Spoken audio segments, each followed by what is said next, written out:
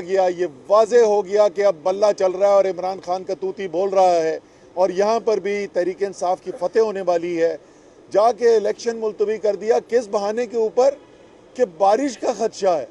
ये कैसा मजाक कर रहे हैं इस मुल्क के साथ। बारिश की वजह से इलेक्शन मुलतवी कर दिया, सैलाब नहीं आएगा, कहते हैं बारिश की पेशेंट गोई है इसलिए इलेक्शन मुलतवी कर दिया गया है। और इसी तरीके से तीसरा फैसला आज जो उन्होंने किया है, PP7 कोटा कलर वाली जो सीट है उसके ऊपर 49 वोट का सिर्फ फ़र्क है। उस 49 वोट के फ़र्क के ऊपर तो मैंडेटरी रिकाउंट बनता है। इतना कम जो फ़र्क हो तो इस पे तो रिकाउंट बिल्कुल हर सूरत में बनता है। 3-4 दिन केस सुनने के बाद उन्होंने कह दिया कि नहीं हम रिकाउंट नहीं करेंगे। आप छुपाने की क्या कोशिश कर रहे हैं? क्या आप ये छुपाने की कोशिश कर रहे हैं कि आखिरी पोलिंग स्टेशन जिसका फैसला ऐलान किया गया और जिसमें एकदम से 354 वोट की लीड आ गई मुस्लिम लीग नून की, और उससे पहले पिछले 4 घंटे से जो तहरीक इंसाफ के कैंडिडेट कर्नल शबीर अवान आगे चल रहे थे वो पीछे रह गए, क्या उसको छुपाने की कोशिश की जा रही है? तो मेरे ख्याल में अब आगे पाकिस्तान की जमहूरियत को जहाँ लेके जाना है उसके लिए इंतहाई ज़रूरी ये है कि एक ऐसा इलेक्शन कमीशन मौरज़े वजूद में आए जिसके ऊपर तमाम फरीकैन का एतमाद हो और कौम का एतमाद हो। पाकिस्तान तहरीक इंसाफ और लफ्ज गैर पार्लिमानी की युक्तियों के लिए जमीन इतनी गर्म कर देंगे कि आपके लिए कदम रखना मुश्किल हो जाएगा। सर फिलहाल तो पाकिस्तान में उनके पास छुपने के लिए जगह कोई नहीं बच रही है।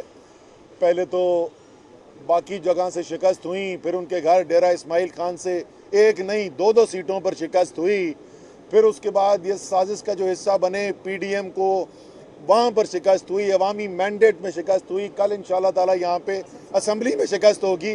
तो फिलहाल तो उनको जगह ढूंढनी चाहिए कि जहाँ वो खड़े हो सकें। ये बताएं कि फॉरेन फंडिंग केस का फैसला आने वाला है, क्या कहेंगे आप?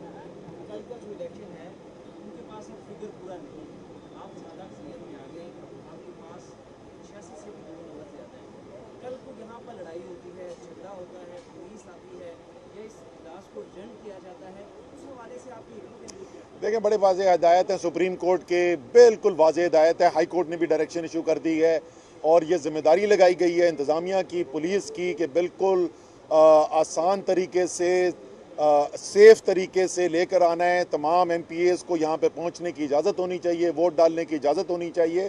तो अगर अब कुछ करने की कोशिश की जाएगी वो कानून की खिलाफ वर्जी तो है ही है, वो सुप्रीम कोर्ट और हाई कोर्ट के फैसलों की तौहीन अदालत भी होगी और जो अफसरान जिनकी जिम्मेदारी है उनको ये जहन में रखना चाहिए।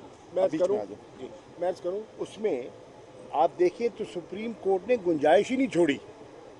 उन्होंने तय कर दिया कि इजलास होगा 22 तारीख को, उन्होंने तय कर दिया कि डिप्टी स्पीकर उसको चेयर करेंगे, उन्होंने तय कर दिया कि 4 बजे होगा और उन्होंने तय कर दिया कि इस अंदाज में होगा।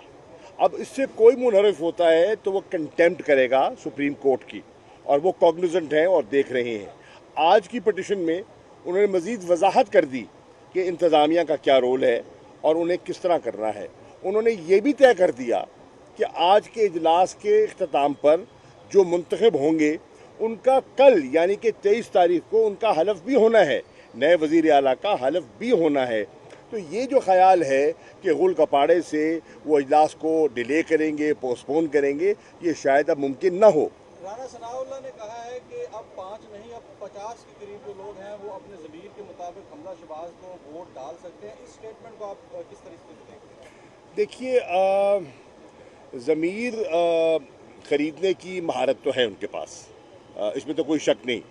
और 25 ज़मीर उनने ख़रीदे पंजाब में और 20 ज़मीरों की बोली लगी कौमी असम्बली में।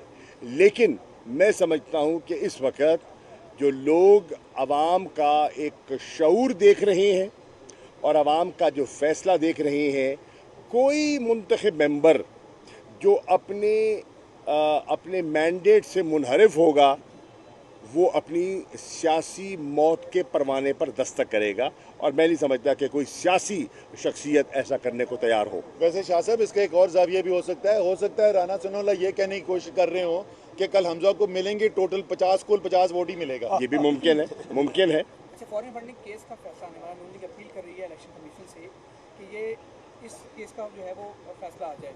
क्या समझते हैं कि क्या फैसला आएगा, क्योंकि बार बार ये जो है बात की जा रही है की जाती है इसका शाह जी मैं बता दूं, देखिए एक तो आखिरी जो हियरिंग थी उसके अंदर इलेक्शन कमीशन खुद वाजे तौर पे कह चुका है ये फॉरेन फंडिंग केस है ही नहीं, ये प्रोहिबिटेड फंडिंग का केस है। तो ये जो 5 साल से तमाशा चला हुआ था फॉरेन फंडिंग को, तो खुद इलेक्शन कमीशन ने कह दिया है। दूसरी बात ये कि हमारा भी ये मुतालबा है कि मुस्लिम लीग नून, पीपल्स पार्टी, तहरीक इंसाफ, तीनों के केसेस जो हैं फंडिंग के एक साथ फैसला सुनाया जाए। हम तो वेलकम करते हैं फैसले को। Thank you.